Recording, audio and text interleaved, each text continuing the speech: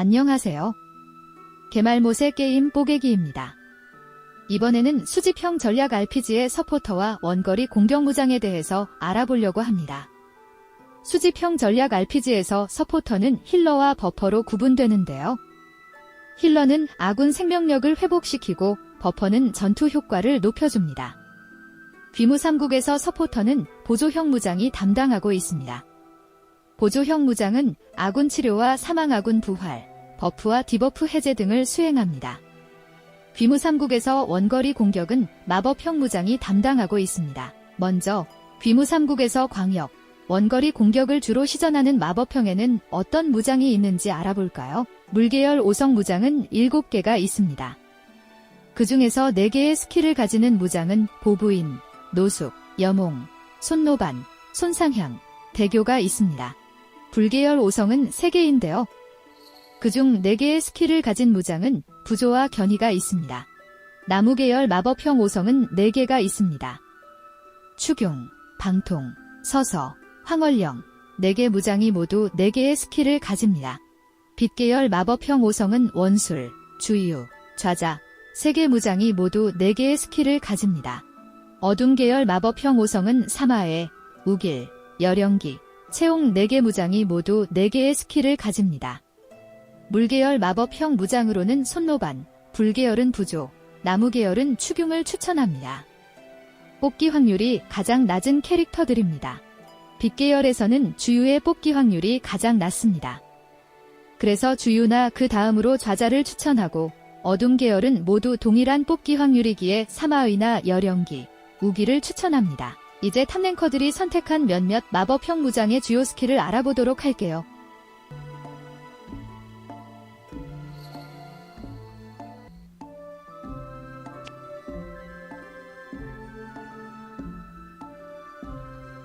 물계열 손노반의 스킬의 첫 번째는 마법 공격 총 피해 671%를 적군에게 주고 경운상인 1스택 시전. 경운상인은 공격과 치명률이 3% 증가시키는 스킬입니다.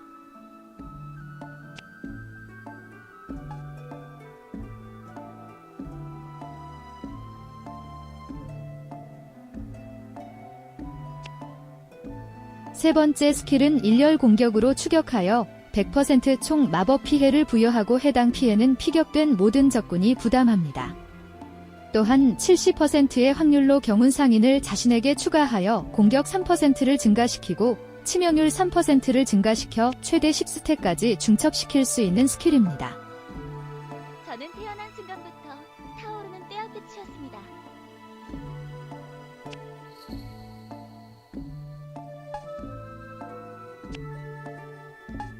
빛계열 주유의 첫 번째 스킬은 마법 피해 131%를 모든 적군에게 부여하고 55% 확률로 감전 상태를 3턴 지속시킵니다.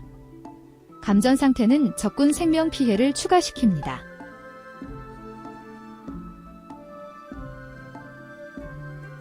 세 번째 스킬은 모든 적군에게 마법 피해 154%를 부여하고 감전 상태 적군은 45% 확률로 마비 상태가 되게 하고 마비 상태 동안에는 2턴간 행동을 못합니다.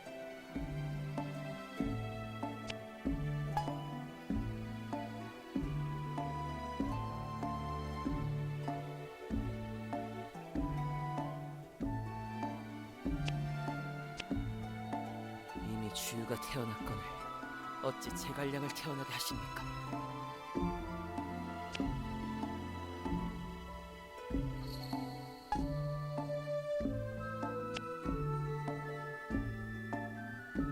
빛계열 좌자의 첫 번째 스킬은 적군 2명에게 마법 피해 196%를 각각 부여하고 선인진호를 추가합니다.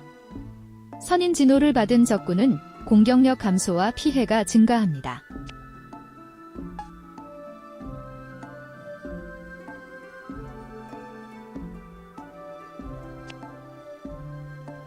세 번째 스킬은 마법 피해 총 749%를 부여하여 모든 적군이 분담하게 합니다. 30% 확률로 치명 효과를 주는데요. 치명을 받은 적군은 명중 10% 감소가 2턴 지속됩니다.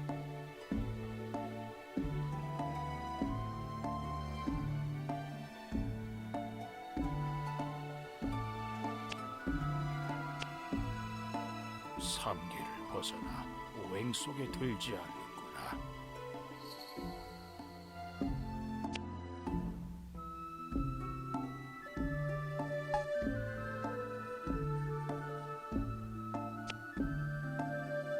어둠 계열 사마의의 첫 번째 스킬은 모든 적군에게 마법 피해 94%를 부여하고 주인 상태를 2턴 추가합니다. 또한 100% 확률로 저주 1스택을 추가합니다.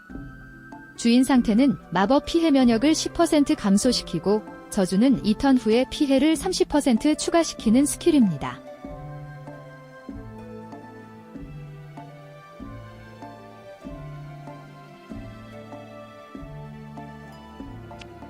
세 번째 스킬은 모든 적군에서 마법 피해 158%를 부여하고 30% 확률로 기절을 2턴 추가시킵니다. 동시에 저주 상태가 기폭하여 저주 피해가 즉시 발동되게 하는 스킬입니다.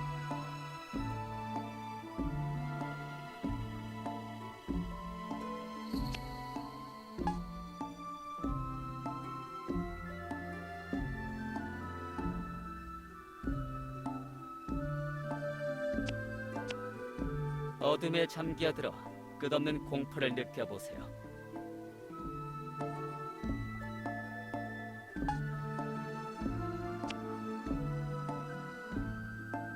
어둠 계열 열연기의 첫 번째 스킬은 모든 적군에게 마법 피해 104%를 부여하고 70% 확률로 피격된 적군에게 저주 스택을 2턴 추가합니다.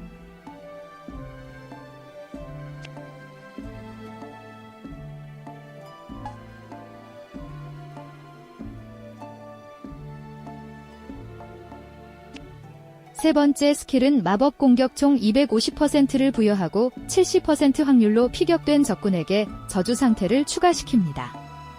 그리고 자신의 생명을 15%만큼 회복시킵니다. 이 스킬은 고급 탐욕을 장착시키면 생명력을 더 많이 회복시킬 수 있습니다.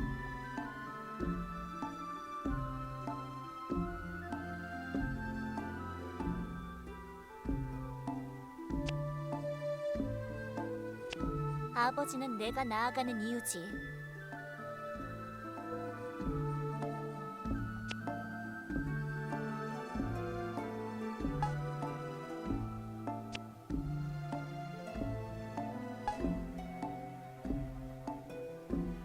어둠 계열 우길의 첫 번째 스킬은 가장 낮은 적군 2명을 돌격해 마법 피해 185%를 부여하고 60% 확률로 저주를 2턴 추가시키는 스킬입니다. 이 스킬은 충미와 조합하면 그 효과를 배가시킬 수 있을 것 같습니다. 세 번째 스킬은 자신은 피해를 피함과 동시에 모든 적군에게 150%의 마법 피해를 주고 디버프 효과에 대한 저주 공격과 피해를 증가시키는 스킬입니다.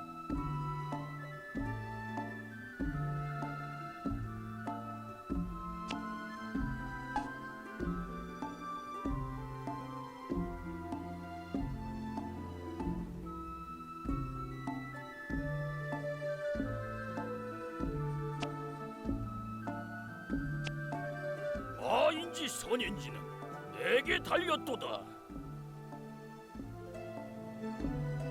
지금까지 탑티어에 해당하는 마법형 무장의 스킬을 알아봤는데요.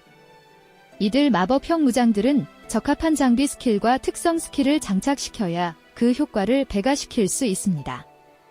마법형 무장에게 적합한 스킬 중 필수는 마법 연계와 신속입니다.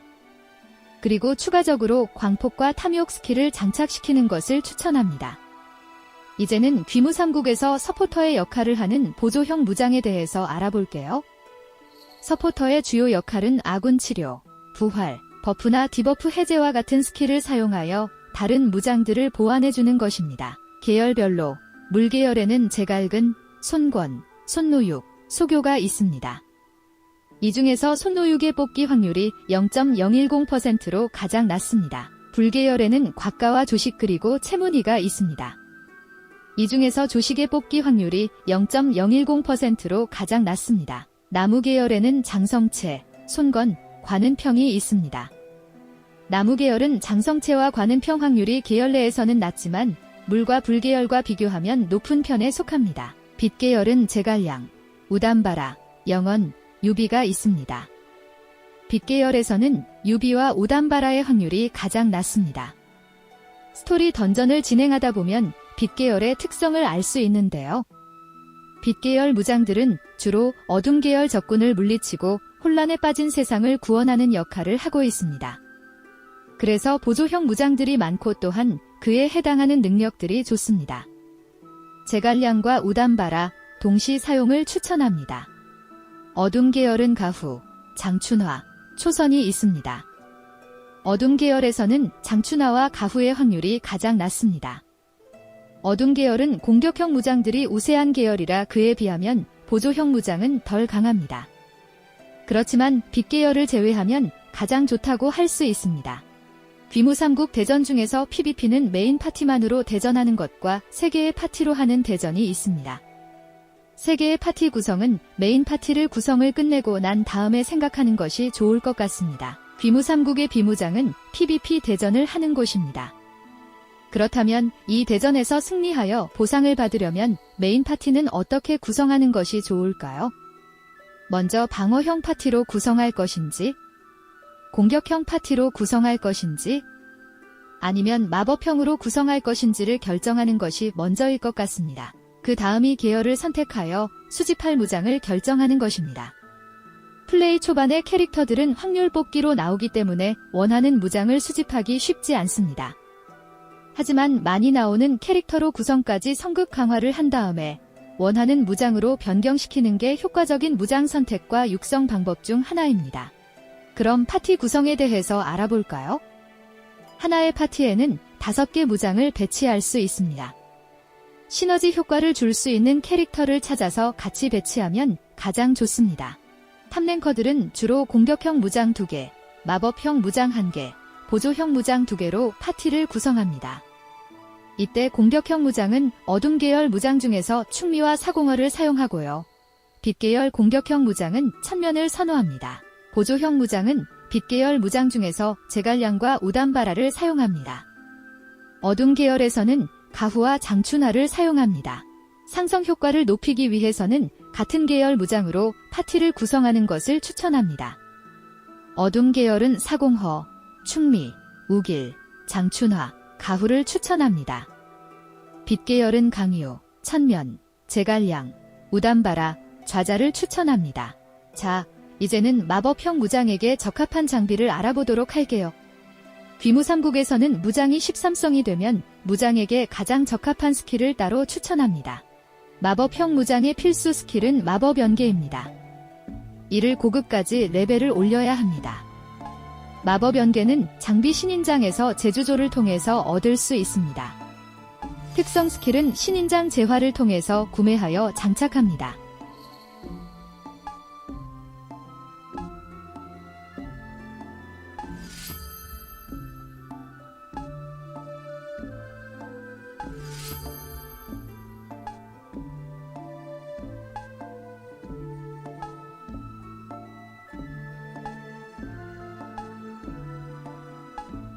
그 다음에는 공격력을 더 높이기 위해서 파동, 정신집중, 탐욕, 마력 중 하나를 선택하면 될 것 같은데요. 공격형 무장이 물리연계와 흡수를 장착시키는데 이와 동일한 효과를 내는 스킬에는 마법 연계와 탐욕이 있습니다. 흡수와 같이 마법 공격 시 적군의 피해량의 20%만큼 자신의 생명력을 높이게 되므로 공격과 방어를 같이 하는 겁니다. 특성 스킬도 신인장 스킬과 같습니다. 무장 장비를 중복해서 장착시키는 것보다는 시너지를 낼 수 있는 다른 스킬을 장착시키는 것이 좋을 것 같습니다. 예를 들어 신인장 스킬과 특성 스킬로는 마법 연계, 탐욕, 신속, 정신집중 혹은 마력을 각각 사용하는 것입니다. 보조형 무장에게 적합한 스킬에는 희귀에서는 신속, 강력에서는 신우, 생명보호, 신체 등이 있습니다. 전투 효과를 지원하는 보조형 무장은 공격형 무장이나 마법형 무장이 공격하기 전에 먼저 적군의 버프를 모두 해제시켜 다음 공격이 치명 피해가 입혀지도록 하는 역할입니다. 따라서 공격 전 보조형 무장이 먼저 턴을 가져야 하므로 신속 스킬을 기본적으로 장착시켜야 합니다. 아군을 치료하는 보조형 무장은 적군의 공격으로 입은 아군을 회복시키고 부활시키는데요. 무장의 속성 스킬에 따라서 능력치가 다르므로 해당 스킬을 장착하는 것이 좋은지는 확인하여 사용하는 것이 좋습니다.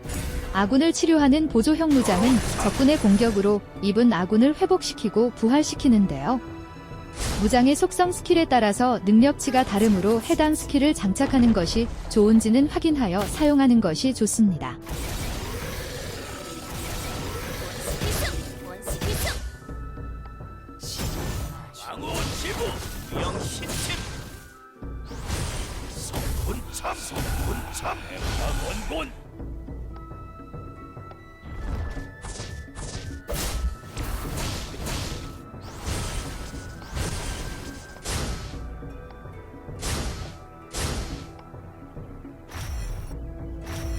명운명자 원곤 원시기수 금랑기책 망호 지부 영신침 성군참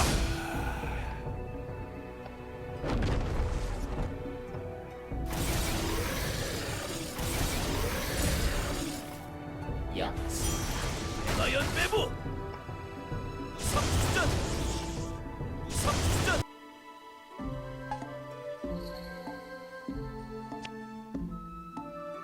빛계열 우담바라의 첫 번째 스킬이 적군 3명을 랜덤하게 마법 공격 피해를 주고 적군 버프를 모두 해제시킵니다.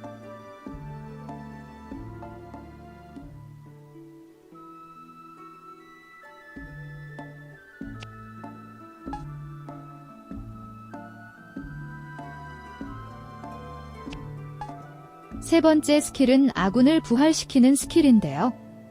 첫 번째 스킬을 먼저 시전하고 난 후 공격형 무장이나 마법형 무장이 다음을 이어서 하면 공격 효과를 높일 수 있을 겁니다.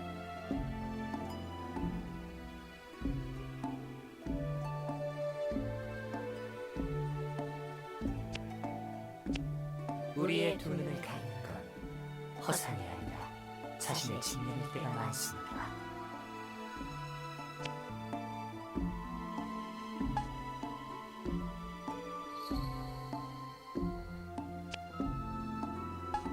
빛계열 제갈량의 첫 번째 스킬은 공격력이 가장 높은 아군 유닛의 디버프를 무효화시키므로 적군 공격이 있기 전에 수행되면 아군의 생존력을 높일 수 있을 것입니다.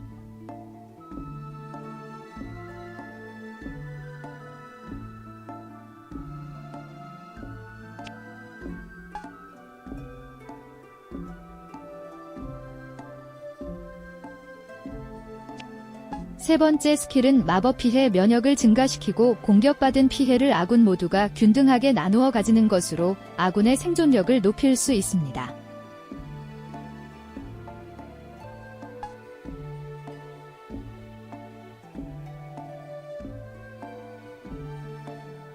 빛계열 보조형은 치료, 부활, 버프와 디버프 해제에 대한 스킬을 골고루 나누어 가지고 있어서 서포터에 특화되어 있는 계열로 보입니다.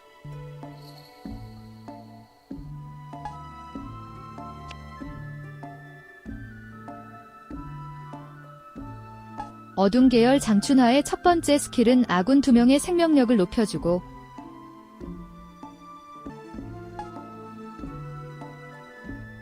세 번째 스킬은 적군을 마법 공격하고 저주 공격을 추가합니다.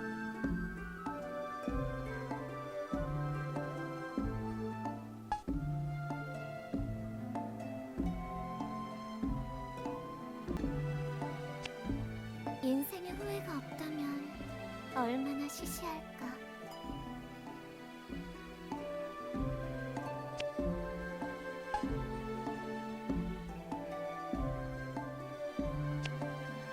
어둠 계열 가후의 첫 번째 스킬이 아군 공격력은 회복시키고 목표 공격력을 15% 증가시키는데요.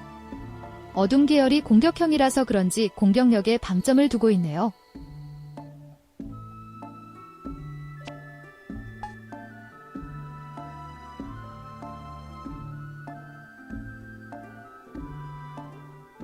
세 번째 스킬도 마법 공격하고 공격 효과를 주로 줍니다.